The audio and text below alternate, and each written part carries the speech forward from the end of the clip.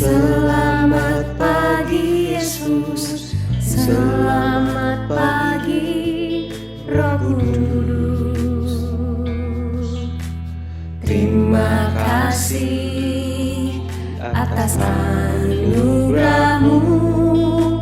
Semalam telah berlalu, ku memuji, ku bersyukur, memuliakan nama-Mu. Allah Bapa, Putra, Roh Kudus, terima kasih. Shalom, selamat pagi. Kita masih berjumpa di dalam program Sarapan Sorgawi bersama dengan seluruh keluarga besar SKBB, para kerabat dan sahabatku. Mari kita sama-sama berdoa. Bapa dalam surga, terima kasih untuk pagi ini. Kami mengucap syukur, kami masih dapat bangun dengan segala yang baik yang Tuhan telah berikan di dalam hidup kami. Terima kasih ya Tuhan untuk setiap tarikan nafas, untuk setiap detik kehidupan kami. Karena kami tahu itulah kebaikan Tuhan yang boleh kami nikmati. Inilah piring hati kami ya Tuhan, isi penuh, kenyangkan dan sehatkan iman kami dan kehidupan kami. Di dalam nama Tuhan Yesus. Amin. Anak-anakku, kita masih ada di dalam tema yang sama, yaitu berjaga-jaga senantiasa. Berjaga-jaga terhadap apa? Bukan hanya terhadap virus, tetapi terutama terhadap si iblis. Firman Tuhan pagi hari ini berjudul Perut yang Lapar. Wow. Ada yang saat ini merasa lapar? Mari kita kenyangkan dulu dengan firman Tuhan ya. Kita akan membaca firman Tuhan dari kitab Yohanes, Injil Yohanes, pasal yang keempat, mulai ayat yang kedua dan 3. Injil Yohanes ayat yang kedua dan 3. Dan setelah berpuasa 40 hari dan 40 malam, akhirnya laparlah Yesus. Lalu datanglah si pencoba itu dan berkata kepadanya, "Jika engkau anak Allah, perintahkanlah supaya batu-batu ini menjadi roti." Kita perhatikan, waktu itu Yesus lapar karena habis berpuasa, bukan lupa makan, ya, lupa sarapan, bangun kesiangan sehingga tidak keburu sarapan, harus segera sekolah meskipun online. Itu mah ya, anak-anak sekolah, bukan Yesus ya. Nah, Yesus merasa lapar setelah berpuasa 40 hari 40 malam. Iblis tahu gak Yesus lapar? Sangat tahu. Iblis sangat tahu keberadaan kita. Dan dia selalu ingin mencobai kita. Dia ingin berdiam. Ketika ada perut yang lapar, dia ingin hadir di situ. Termasuk ketika Yesus lapar. Dikatakan, ayat yang ketiga dikatakan, lalu datanglah si pencoba itu. Siapa si pencoba itu? Kita sudah belajar, yaitu si iblis, si jahat. Dan berkata kepadanya, "Jika engkau anak Allah, perintahkanlah supaya batu-batu ini menjadi roti." Mungkin tahun lalu kita pernah dengar firman Tuhan ini. Ya. Apakah Yesus tidak dapat membuat batu menjadi roti? Dapat. Tetapi itu bukan kehendak Allah. Bukan kehendak Tuhan. Batu adalah batu. Roti adalah roti. Tidak perlu batu menjadi roti. Roti harus dibuat dari bahan-bahan yang telah dipersiapkan. Dari gandum, dari tepung terigu, ya. Kalau mau tahu resepnya banyak resep roti. Cari aja di YouTube.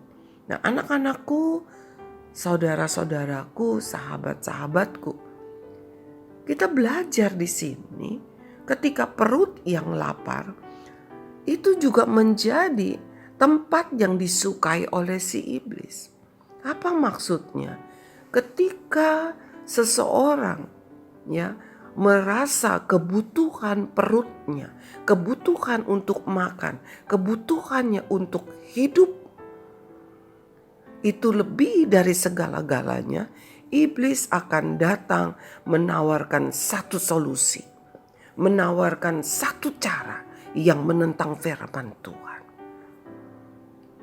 Oleh sebab itu, kita harus mengerti, kita harus ingat bahwa Tuhan pun tahu ketika engkau lapar. Tuhan tahu apa yang engkau butuhkan di dalam hidupmu. Ya, Tuhan memberkati hidupmu. Tuhan tidak pernah meninggalkan engkau sendirian. Bukankah ada ayat yang berkata bahwa burung di udara Tuhan pelihara, terlebih lagi anak-anaknya. Ya, bunga di padang dia hiasi, terlebih lagi anak-anaknya. Oleh sebab itu, jangan biarkan ketika perutmu lapar, ketika kebutuhan hidupmu sangat mendesak, lalu engkau menerima tawaran si iblis.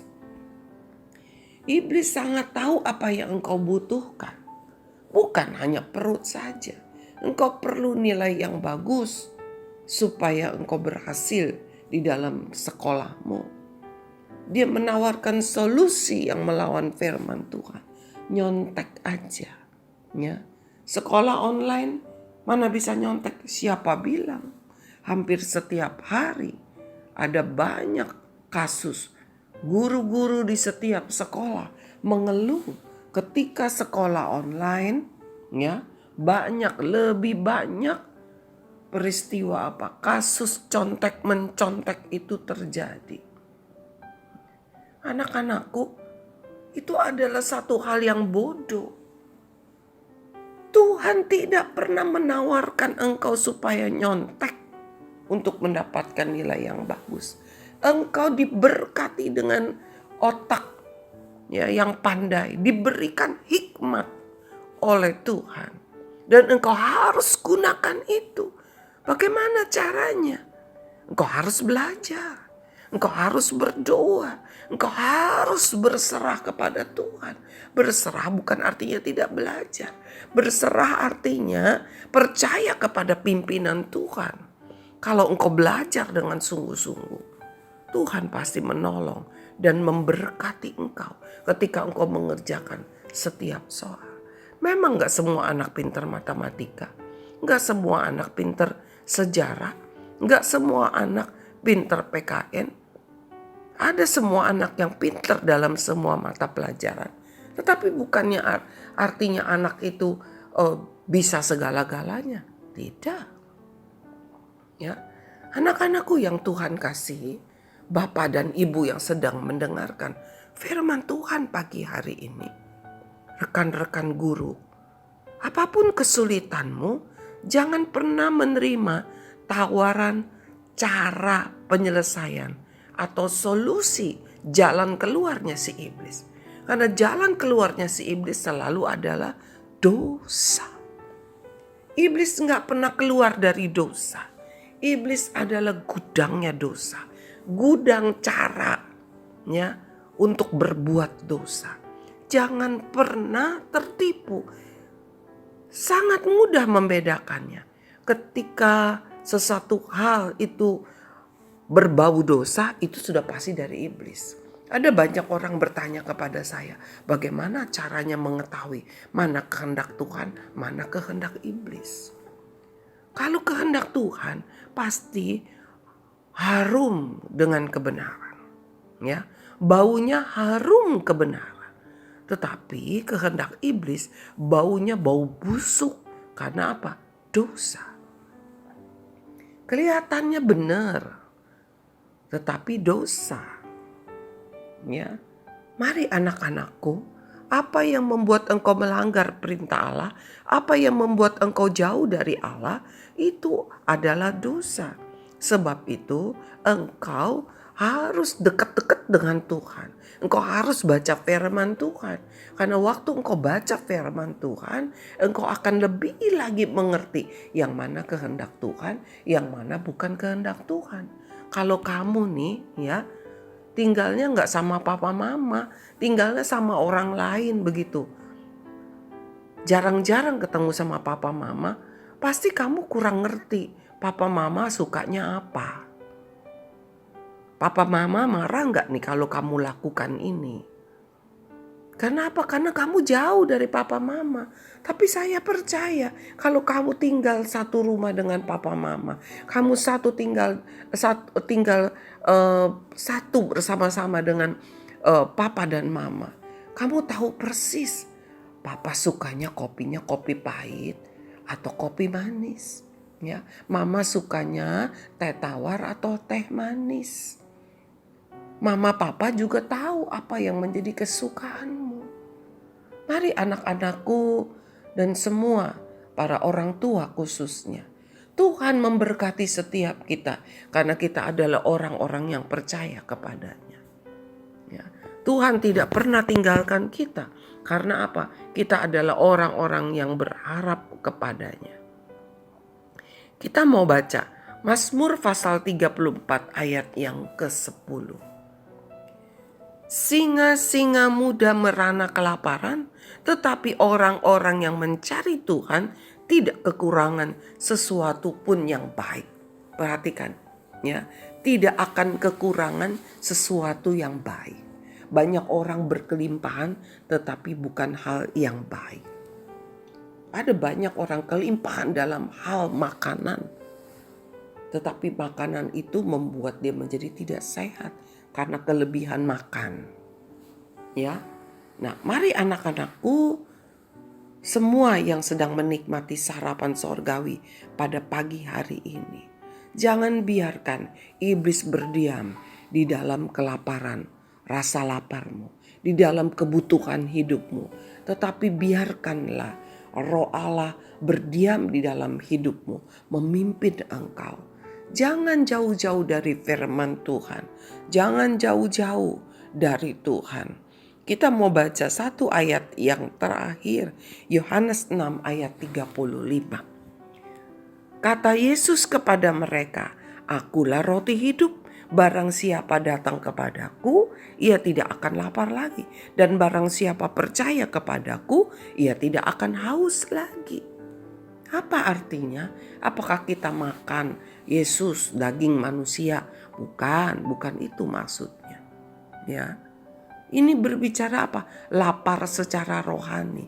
Jiwamu lapar, rasanya kesepian, rasanya gelisah, tidak ada damai. Itu ciri-ciri jiwa yang lapar. Carilah Yesus. Datang kepada Yesus. Nikmati firman Tuhan, maka jiwamu akan sehat. Banyak orang yang jiwanya kesepian, banyak orang yang jiwanya lapar, lalu mulai mencari makan di dalam kesenangan dunia. Ya, pergi nongkrong-nongkrong. Saya nggak bilang salah ya untuk pergi minum kopi ya di kafe-kafe, nggak apa-apa. Tapi bukan tempat untuk apa? Engkau mencari penghiburan. Ya. Itu sekedar jalan-jalan. Apalagi lagi pandemi seperti ini. Ada maksud Tuhan izinkan pandemi berkepanjangan. Supaya keluarga boleh berkumpul lebih lama di dalam rumah. Saling lebih mengenal lagi. Lebih saling mengasihi lagi. Dan lebih menikmati kebaikan Tuhan bersama. Lebih punya waktu untuk berdoa. Lebih punya waktu untuk baca Alkitab. Dan terutama bersama-sama. Firman Tuhan bilang, akulah roti yang hidup. Roti hidup di sini berbicara firman Tuhan sendiri. Ya, yang datang kepadanya tidak lapar lagi. Jiwamu tidak akan lapar. Engkau tidak akan mengalami sakit jiwa. Tidak akan haus lagi. Mari, jangan biarkan iblis berdiam karena kita lapar. Jangan biarkan iblis berdiam di dalam kebutuhan hidup kita. Biarkan Tuhan yang memberkati kita dengan segala perkara yang baik. Mari kita berdoa. Bapa di dalam surga, terima kasih untuk firman-Mu pagi hari ini. Kami mengucap syukur karena Engkau tidak pernah membiarkan kami kekurangan yang baik dalam hidup kami. Engkau selalu memberkati kami dengan yang baik, bukan dengan yang busuk, bukan dengan yang tidak baik. Apa yang tidak baik itu adalah dari si iblis untuk mencobai kami, supaya kami ragu kepada kasih-Mu, supaya kami ragu kepada pemeliharaanmu. Tetapi pagi hari ini kami mengucap syukur. Engkau tahu ketika kami lapar. Engkau tahu apa yang kami butuhkan di dalam hidup kami. Dan Engkau tidak membiarkan kami kelaparan. Singa muda boleh kelaparan. Tetapi anak-anak-Mu Tuhan tidak akan pernah kekurangan apapun yang baik. Terima kasih Bapa. Kami pegang janji-Mu. Di dalam nama Tuhan Yesus kami mengucap syukur. Amin. Jangan pernah terima solusi dari si iblis. Amin. Sampai bertemu besok pagi. Tuhan Yesus memberkati.